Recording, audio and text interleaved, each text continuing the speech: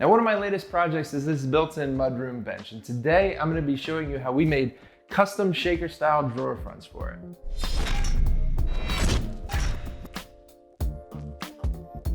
Since we're going to be spending a lot of time at the router table, I figured I'd take a minute to go over all of the tools that I have that are going to make the process just a little bit easier. But keep in mind, you don't necessarily have to have these tools, they just make things go a little faster.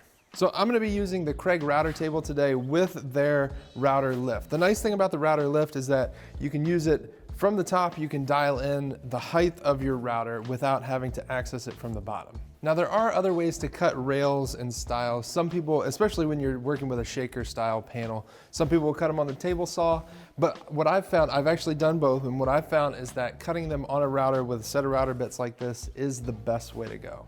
I want to take a second to thank our sponsor for this project video, Craig Tool Company. Their router table and precision router lift sure made this process a whole lot easier. And if you want to learn more about all of the products that they have to offer, make sure you check them out at craigtool.com.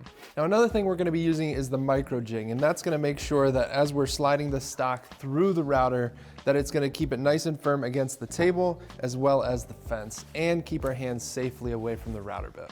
All right, so we've got our router bit in and we need to adjust our fence so that it is flush with this collar right here. So what I use is a straight edge, and you set it against the fence, and when you touch that collar, you want to make sure that it's barely spinning. So basically the straight edge is flat on both sides of the fence and then barely touching that collar.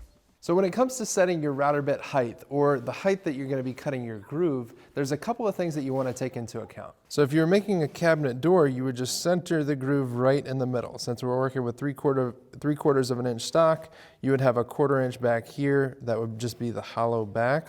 And then you'd have the 1/4 inch panel, and then you'd have your decorative edge up front.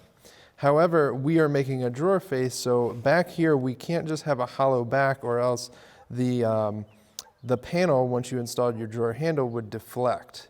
So what we need to do is we need to actually account for the total thickness. We're going to have a 1/4 inch plywood in our groove, and then we're going to have a 1/4 inch backer to support when those drawer handles get installed. However, plywood is actually, a 1/4 inch plywood is actually a 32nd of an inch smaller or less thick than it says. So rather than a 1/2 inch total thickness, we would have 1/16 less. So basically our groove is going to slide down 1/16 of an inch. We'll have a 3/16 inch back, 1/4 inch groove, and then a little bit more meat on the decorative edge up front.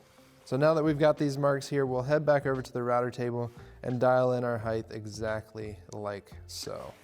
All right, so now that we've got our router bit dialed in, we're gonna go ahead and cut the grooves in all of our stock, because all of them are going to have that groove on them. We're using 1x3 poplar for this project, and I like this wood a lot, especially for cabinet doors and drawer fronts, because it's a stable product, it's durable, it's got a good hardness to it, and it paints up extremely well. Especially if you're gonna be painting cabinets like this, I would highly advise poplar over pine for sure. All right, so now we're gonna cut the stiles for the drawer fronts. The stiles are actually gonna be the full vertical pieces, and the rails are the horizontal pieces that mate up with the stiles. So the rails will need tenons on the end, the stiles will just be full vertical pieces. And you can think of that, the rails are like a handrail that's gonna be running horizontal.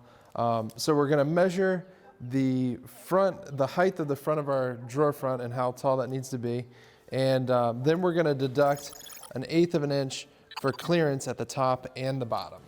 And we know we need 4 times 2 for the stiles, so that's going to be 8 stiles at 12 1/4. And if you like videos like this and you want to see more of them, make sure that you hit that subscribe button down below if you haven't done so already. And don't forget to ring the bell right beside it so that you'll get notifications anytime we publish new videos. Now we need to figure out the lengths of the rails. The problem is that the rails don't go the full width of the drawer front. So we need to figure out how long the rails are going to be, including our tenons, which are going to be glued inside of these grooves. First, we need to look at the overall width of the door. When you're measuring up doors, you want to make sure that if they're on the end of the panel for this style of a door, a European full overlay style, you want the drawer face to go all the way flush with the end of the panel. And then you also want there to be an 1/8 inch gap between this door and any other door beside it or adjacent to this drawer front.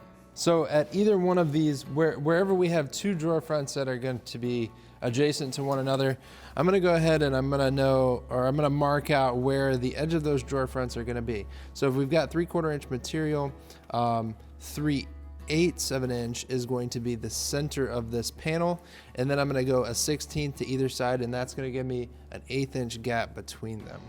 So we've got our stiles, and now we need to calculate the length of our rail. We know the overall width of our drawer front. However, we need to subtract this material here because we're going to be putting a tongue on the end of each of our rails to fit into this groove. So we need to subtract this material on both sides in order to figure out the length from here to here. Now the easiest way to figure out that material width is to flip these over and butt them together, and then take a ruler and measure from the inside of each of these grooves. So we'll take the total width and subtract 4¼ inches to get the length of our rail. So now it's time to cut the tongues on each end of these rails. To do so, we've swapped out the router bit with the router bit that will cut those tongues. However, in order to safely do this, we need a scrap piece of wood. I'm just using some plywood that will actually be somewhat of a sled, and that's going to prevent any kickback in order to make a safe, nice, even pass. Now, just like we did with the other router bit, we're going to use a straight edge to fine tune the router bit collar with the fence. And now we're going to adjust that height until we get a perfect, nice, tight fit with our stiles. Now, one thing that can easily screw you up and has me several times is putting this, the rail, or cutting it upside down, essentially. So when you're cutting your tongue, you want to make sure that the face of the drawer front, basically your decorative edge, is going to be down, so that when you cut this, that groove lines up perfectly. If it's upside down, then you'll have to remake this whole piece.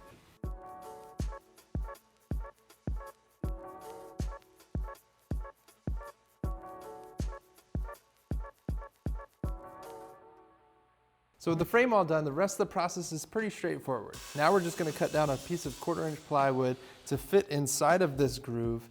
We'll leave an extra 1/16 of an inch just for some breathing room.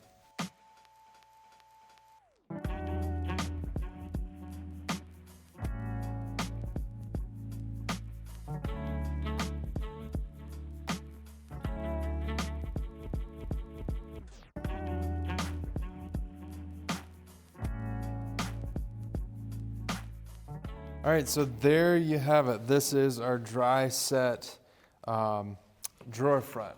So now we are going to glue and clamp this thing up, and we'll be ready for paint.